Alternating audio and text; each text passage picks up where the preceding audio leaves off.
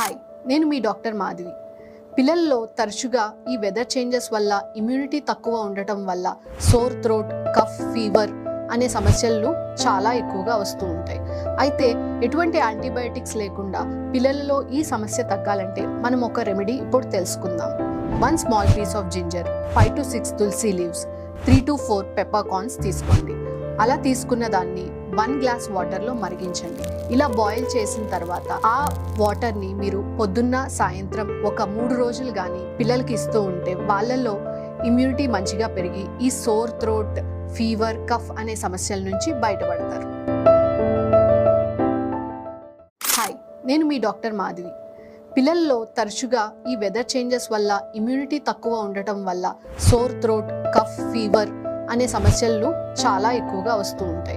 అయితే ఎటువంటి యాంటీబయాటిక్స్ లేకుండా పిల్లలలో ఈ సమస్య తగ్గాలంటే మనం ఒక రెమెడీ ఇప్పుడు తెలుసుకుందాం. 1 small piece of ginger, 5 to 6 tulsi leaves, 3 to 4 peppercorns తీసుకోండి. అలా తీసుకున్న దాన్ని 1 గ్లాస్ వాటర్లో మరిగించండి.